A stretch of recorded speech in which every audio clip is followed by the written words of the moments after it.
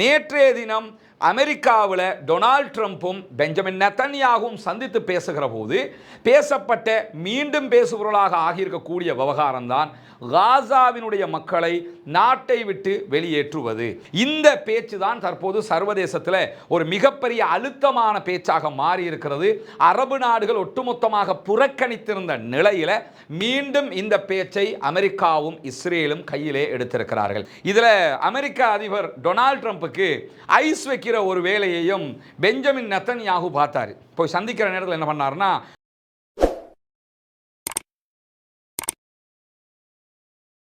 அன்பிற்கினிய சகோதர சகோதரிகளே, நம் அனைவர் மீதும் ஏக இறைவனுடைய அமைதியும் கருணையும் உண்டாகட்டுமாக என்கிற பிரார்த்தனைகளோடு நேற்றைய தினம் காசா தொடர்பாகவும் மத்திய கிழக்கினுடைய பல விவகாரங்கள் தொடர்பாகவும் அமெரிக்க அதிபர் டொனால்ட் ட்ரம்ப்புக்கும் இஸ்ரேலிய பிரதமர் பெஞ்சமின் நெத்தன்யாகுக்கும் இடையில ஒரு முக்கியமான சந்திப்பு இடம்பெற்றது. இந்த சந்திப்புல பல விவகாரங்கள் பேசப்பட்டிருக்கின்றன. தனித்தனி தலைப்புகளாக அந்த செய்திகள் பேசப்படுகிற அளவுக்கு ரொம்ப விரிவாகவே இந்த பேச்சுவார்த்தைகள் நடைபெற்றிருக்கிறது.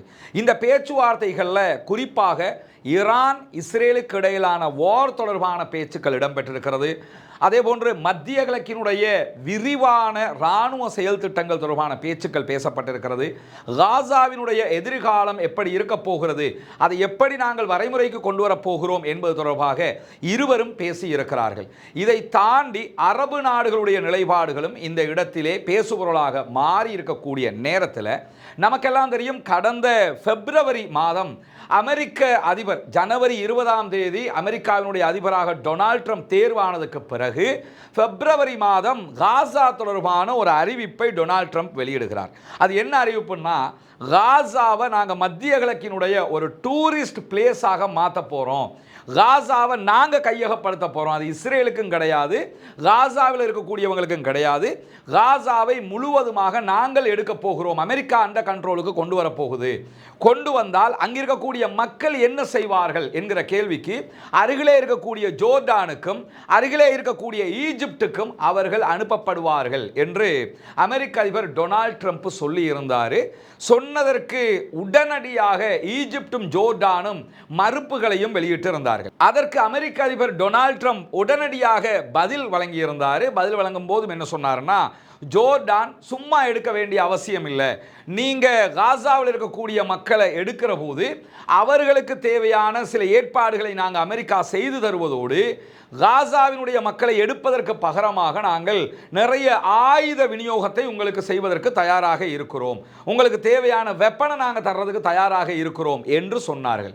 அதே மாதிரி ஈஜிப்டுக்கு என்ன சொன்னாங்கன்னா, ஈஜிப்ட் மேலே இருக்கக்கூடிய கடன்களை எல்லாம் நாங்கள் நிவர்த்தி பண்ணுறோம், கடனை எல்லாம் கழிச்சு விடுறோம், உங்களுக்கும் தேவையான இராணுவ உற்பத்திகள் இராணுவ சார்ந்த தளபாடங்களை தருவதற்கு தயாராக இருக்கிறோம் என்கிற ஆசை வார்த்தைகளை எல்லாம் பேசினார். அதற்கு பிறகு உடனடியாக கெய்ரோவில் அரபு நாடுகள் ஒன்று கூடி என்ன பண்ணாங்கன்னா, இதை நாங்கள் ஏற்றுக்கிற முடியாது, மொத்தமாக நாங்கள் மறுதளிக்கிறோம் என்று சொல்லி ஒட்டுமொத்தமாக அதை ரிஜெக்ட் பண்ணினாங்க. பிறகு அமெரிக்க அதிபர் டொனால்ட் ட்ரம்ப்பும் பின்வாங்கி இருந்தார் ஒரு மாதம் அளவுக்கு. அதுக்கு பிறகு என்ன சொன்னார்னா, இங்கே இருக்கக்கூடிய மக்களை ஆப்பிரிக்காவினுடைய நாட்டுக்கு நாங்கள் குடியேற்றுவதற்கு திட்டமிட்டு வருகிறோம், பேச்சுவார்த்தைகளை நடத்தி வருகிறோம் என்று ஒரு அறிவிப்பை வெளியிட்டார். ஆப்பிரிக்காவினுடைய கூட்டமைப்பும் அதை உடனடியாக மறுத்துட்டாங்க. இப்படி காசாவில் இருக்கக்கூடியவங்களை வெளியேற்றுவது தொடர்பான பேச்சுக்களை டொனால்ட் ட்ரம்ப் கிளப்பி விட்டிருந்தது நமக்கெல்லாம் தெரியும். இந்த சூழல்ல தான் மீண்டும் யுத்தம் தொடர ஆரம்பித்து கடுமையான பிரச்சனைகளுக்குள்ளாகி ஈரான் இஸ்ரேல் வாராக மாறி இப்பொழுது ஓரளவுக்கு தணிந்திருக்கிறது. ஆனால் காசாவிலே யுத்தம் நடைபெற்று வருகிறது. இன்றைக்கும் காசாவில் இஸ்ரேலிய ஆக்கிரமிப்பு ராணுவம் பாரிய ஒரு இழப்பை சந்தித்திருக்கிறார்கள். நம்முடைய இரவு அப்டேட்டில் அது தொடர்பாக விரிவாக நம்ம பேச இருக்கிறோம். இந்த சூழல்ல நேற்றைய தினம் அமெரிக்காவில் டொனால்ட் ட்ரம்ப்பும் பெஞ்சமின் நெத்தன்யாகும் சந்தித்து பேசுகிற போது பேசப்பட்ட மீண்டும் பேசுபொருளாக ஆகியிருக்கக்கூடிய விவகாரம் தான் காசாவினுடைய மக்களை நாட்டை விட்டு வெளியேற்றுவது.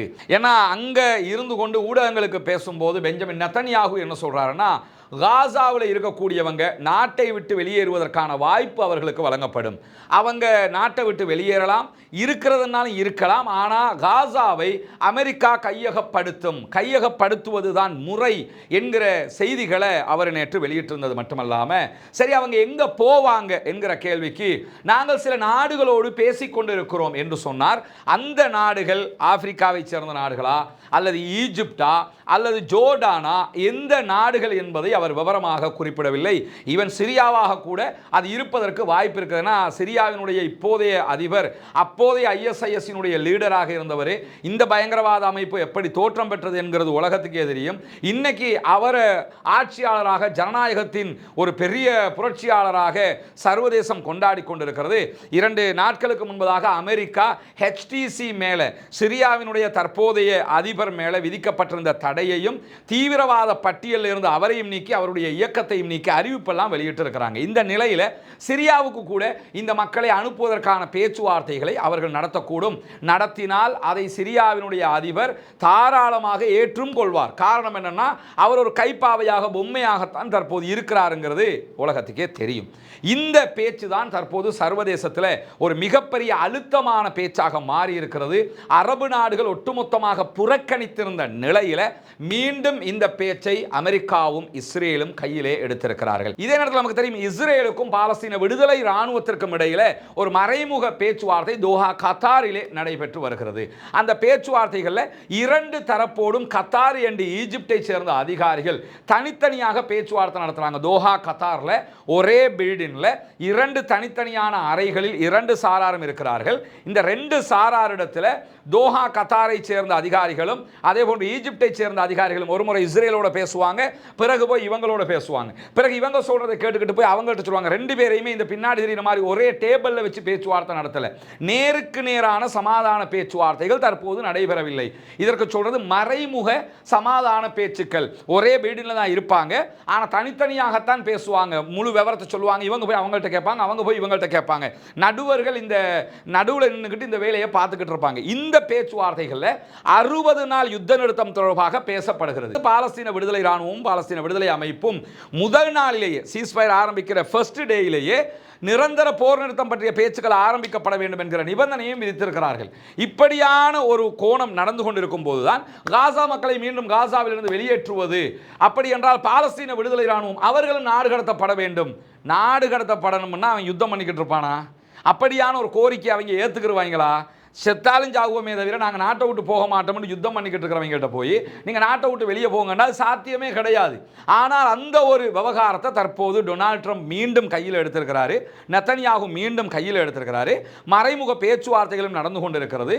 இந்த பேச்சுவார்த்தைகளின் எதிர்காலம் எப்படி அமையப் போகிறது என்கிற கேள்விகளும் கண்ணுக்கு முன்னால் இல்லாமல் இல்லை. ஏன்னா 2 மாதம் யுத்தம் நிறுத்தம்னு மீண்டும் யுத்தம் ஆரம்பிக்கப்படுவதற்கான வாய்ப்பு தான் இவர்கள் காசாவினுடைய அப்பாவிகளை வெளியேற்றுவது தொடர்பாக பேசக்கூடிய விவகாரத்தில் நமக்கு கண்ணுக்கு முன்னால் தெரிய வருகிற விவகாரமாக இருக்கிற போது, இதில் அமெரிக்க அதிபர் டொனால்ட் ட்ரம்புக்கு ஐஸ் வைக்கிற ஒரு வேலையையும் பெஞ்சமின் நெத்தன்யாகு பார்த்தாரு. போய் சந்திக்கிற நேரத்தில் என்ன பண்ணாருன்னா, ஒரு லெட்டரை ஒரு கவரில் போட்டு என்ன பண்ணாருன்னா கொஞ்சம் கையில் கொடுக்குறாரு. கையில் கொடுத்துட்டு என்ன சொல்கிறாருன்னா, எங்களுடைய நாடு இஸ்ரேல் நொபேல் பரிசுக்கு உங்களை பரிந்துரைத்திருக்கிறது, நொபேல் கமிட்டிக்கு உங்களை பரிந்துரைத்திருக்கிறது. காரணம் என்னன்னா, நீங்கள் 3 விதமான யுத்தங்களை தற்போது நிறுத்தி இருக்கிறீர்கள். ஒன்று இந்தியா பாகிஸ்தான் யுத்தத்தை நிறுத்தி இருக்கிறீங்க, அதே போன்று காங்கோ ஜனநாயக குடியரசுக்கும் ருவாண்டாவுக்கும் இடையிலான யுத்தத்தை நிறுத்தி இருக்கிறீங்க, 3வது ஈரானுக்கும் இஸ்ரேலுக்கும் இடையிலான 12 நாள் யுத்தத்தை நிறுத்தி இருக்கிறீர்கள். இப்படி 3 யுத்தங்களை நிறுத்தியதற்காக சமாதானத்திற்கான நோபேல் பரிசு உங்களுக்கு கிடைக்க வேண்டும் என்று நாங்கள் பரிந்துரைத்திருக்கிறோம். எவராவது எந்த நாடுமே பரிந்துரைக்கலாம், இவருக்கு சமாதானத்துக்கான நோபல் பரிசு கொடுங்க அப்படின்னு பரிந்துரைக்கலாம். இன்னும் சொல்ல போனா இந்த பரிசுகளை பொறுத்தவரையில் டொனால்ட் ட்ரம்புக்கு அது ஒரு பெரிய ஒரு விவகாரம் தான். நமக்கு நோபேல் பரிசு கிடைக்க போகுது அல்லது கிடைக்கலாம் என்கிற ஒரு எக்ஸ்பெக்டேஷன் அவர்கிட்ட இருக்கும், இல்லாமல் இல்லை.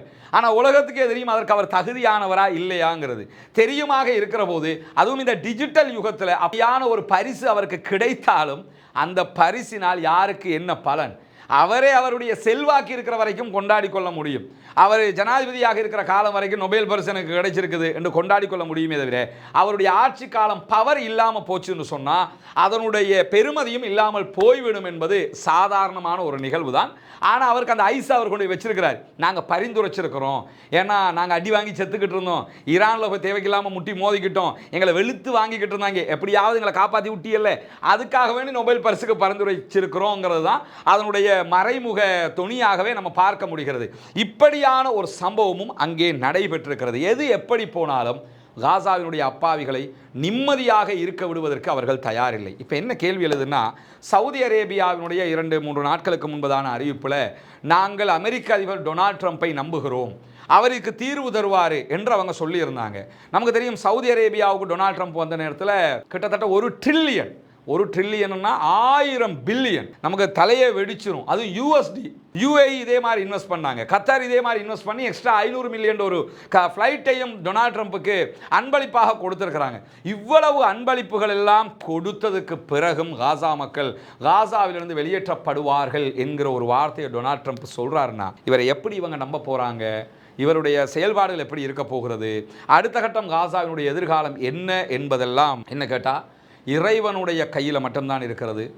நம்முடைய ஒரு மன அமைதியை உண்டாக்குகிற விவகாரம் என்னன்னா, அல்லாவிடத்தில் அழுது புலம்ப வேண்டும், அல்லாவிடத்தில் கையேந்த வேண்டும், அல்லாவிடத்திலேயே இதை ஒப்படைக்க வேண்டும்.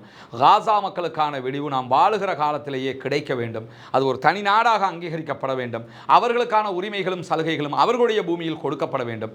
அது அவர்களுடைய நாடுங்க.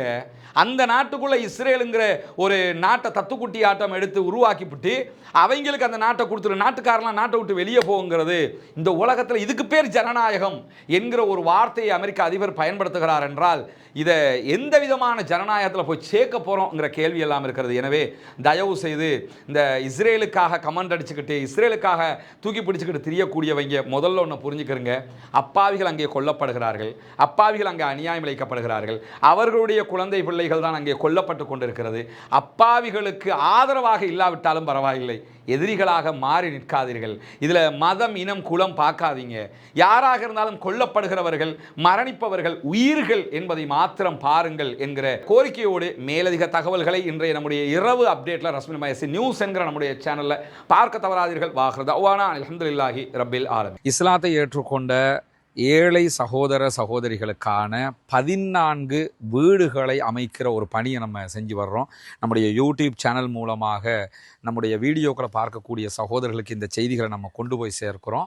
அவர்கள் தரக்கூடிய உதவியால் தான் இவ்வளவு நம்ம செஞ்சுருக்கிறோம். இப்பொழுது 5 வீடுகள் முழுவதுமாக தயாராகிவிட்டது அல்ஹம்துலில்லாஹ். இங்கே நீங்கள் பார்க்கலாம், டோட்டல் கம்ப்ளீட்டாக இந்த வீடுகளை நம்ம முடிச்சு வச்சுருக்கிறோம். இங்கெல்லாம் நீங்கள் பார்க்கலாம், எல்லாமே சரி செய்யப்பட்டிருக்கிறது. இந்த வீடுகள் எல்லாம் நீங்கள் தந்த உதவிகளை கொண்டு இறைவனுக்காக நீங்கள் செய்த தான தர்மங்களை கொண்டு தான் செய்யப்பட்டிருக்கிறது அல்ஹம்துலில்லாஹ்னு. முழுவதுமாக ஒரு வீட்டுக்கு தேவையான கிச்சன் பாத்ரூம் எல்லாமே முழுமைப்படுத்தப்பட்டதாக ஒரு வீட்டை தான் நம்ம செஞ்சுருக்கிறோம். கிட்டத்தட்ட ஒரு வீட்டை நம்ம முடிக்கிறதுக்கு இலங்கை பணத்தில் 25 லட்சங்கள் நமக்கு செலவாகி இருக்குது அல்ஹம்துலில்லாஹ்னு சொல்லி 5 வீடுகளை கட்டி இருக்கிறோம். இன்னும் 9 வீடுகள் கட்ட வேண்டி இருக்கிறது. அதில் முதலாவது கட்டமாக ஒரு 3 வீடுகள் கட்டுவதற்குரிய இடமும் நம்ம எடுத்திருக்கிறோம். இந்த வீடுகள் கட்டுவதற்குரிய பணங்கள் அத்தனையும் சிறுக சிறுக உங்கள் வழியாக சேமிக்கப்பட்டது அல்ஹம்துலில்லாஹ்னு சொல்லி நீங்கள் தந்த பணங்களில் இன்னும் எங்கள் கைவசம் கிட்டத்தட்ட ஒரு 6.5 லட்சம் பணம் இருக்கிறது இலங்கை பணத்தில். அதை வைத்து கொண்டு தான் அடுத்த 3 வீடுகளை கட்டுகிற அந்த பணியை நம்ம ஆரம்பிக்கிறோம். என்ன நம்பிக்கையில் ஆரம்பிக்கிறோம்னா, இறைவன் அருளால் மக்கள் உதவுவார்கள் என்கிற நம்பிக்கையில் தான் நம்ம ஆரம்பிக்கிறோம். இதற்குரிய வரவு செலவு கணக்குகள் அத்தனையும் ப்ராப்பராக நம்ம செஞ்சு வச்சுருக்கிறோம். யாரும் அதை அந்த திறந்த புத்தகமாக அறிந்து கொள்ளுகிற விதமாகத்தான் அந்த ஏற்பாடுகள் எல்லாமே நம்ம செஞ்சு வச்சுருக்கிறோம். எனவே நம்முடைய இந்த பணிகள் இறைவனுக்கானது, நம்முடைய இந்த பணிகள் மறுமைக்கானது, நம்முடைய இந்த பணிகள் மக்களுக்கானது. எனவே மக்களுக்கு செய்யக்கூடிய இந்த பணிகளால் மறுமையில் வெற்றி பெற வேண்டும் என்கிற நோக்கத்தில் தான் இதெல்லாம் நம்ம பண்ணியிருக்கிறோம். இந்த பணிக்காக உதவி செய்த அத்தனை பேருக்கும் ஜஸாக்குமுல்லாஹு ஹைர். நம்ம அடுத்த வீடுகள் எங்கே கட்ட போகிற மீதி 3 வீடுகள்ங்கிறத போய் பார்ப்போம். நம்ம ஏற்கனவே அங்கே 5 வீடுகள் கட்டியிருக்கிறோம் அல்லாஹ்வோட உதவியில். இப்போ இந்த பகுதியில் நம்ம வந்து 3 வீடுகள் கட்டுறதுக்குரிய லேண்ட் நம்ம எடுத்திருக்கிறோம். ஒரு வீட்டுக்கு கிட்டத்தட்ட 6 பர்ச் அளவுக்கு காணி இடம் கொடுக்குறோம் நம்ம. எனவே இதற்குரிய உதவிகளும் நாங்கள் உங்கள்கிட்ட மட்டும்தான் எதிர்பார்க்க முடியும். இறைவனுடைய உதவியால் உங்களுடைய ஜக்காத்துக்கள், தான தர்மங்கள், சதக்காக்களை இதற்காக நீங்கள் தந்துதவுகிற பட்சத்தில் ஏழை மக்களுக்காக செய்யப்படுகிற இந்த புனிதமான பணியில் நீங்களும் பங்கெடுக்க முடியும். ஆனால் தெரிகிற நம்முடைய வங்கி கணக்கிலக்கத்திற்கு நீங்கள் நேரடியாக வைப்பு செய்ய முடியும். வெளிநாடுகளிலிருந்து சில பேருக்கு அதுக்கு நேரடியாக பணம் போட முடியலை என்று சொன்னால் அதில் முன்னால் தெரிகிற என்னுடைய தொலைபேசி மற்றும் வாட்ஸ்அப் இலக்கத்திற்கு நீங்கள் தொடர்பு கொள்கிற போது அதுக்கு எப்படி நீங்கள் பங்களிப்பு செய்ய முடியும் என்கிற விவரங்களை நம்ம உங்களுக்கு சொல்கிறதுக்கு தயாராக இருக்கிறோம். நம்ம ஏழைகளுக்கு உதவுகிற விவகாரத்தில் வறுமைக்கு அஞ்ச வேண்டிய அவசியம் கிடையாது, அஞ்சக்கூடாது. நம்ம கொடுத்துட்டோம்னா நமக்கு குறைஞ்சிரும், நமக்கு இல்லாமல் போயிருங்கிறதெல்லாம் கிடையாது. அல்லாஹு தஆலா அதன் மூலமாகத்தான் நிறைய உதவிகளை நமக்கு அள்ளி அள்ளி தருவதற்கு காத்து கொண்டிருக்கிறான். நமக்கு நம்ம வீடு கட்டினா எப்படி கட்டுவோமோ அப்படி தான் கட்டிக்கிட்டு இருக்கேன். நீங்கள் தருகிற பணம் பொது பணம், எனவே திருப்திகரமாக கட்டி கொடுத்துருவோம். ஏன்னா நாளைக்கு அவங்க எனக்கு அது இல்லாமல் போயிடுச்சு, இது குறையாயிடுச்சு என்று சொல்லி அதுக்கு இன்னொருவரை நாடுகிறதை விட எடுத்து அவங்களுக்கு முழுமையாக அது கிடைச்சிட போகுது. எனவே அந்த விதத்தில் தான் இதை பண்ணிக்கிட்டு இருக்கிறோம். இதற்காக வாரி வழங்குங்கள். வல்ல ரஹ்மான் நம் அனைவரையும் நல்ல செயல்பாடுகளோடு ஒன்றிணைப்பானாக.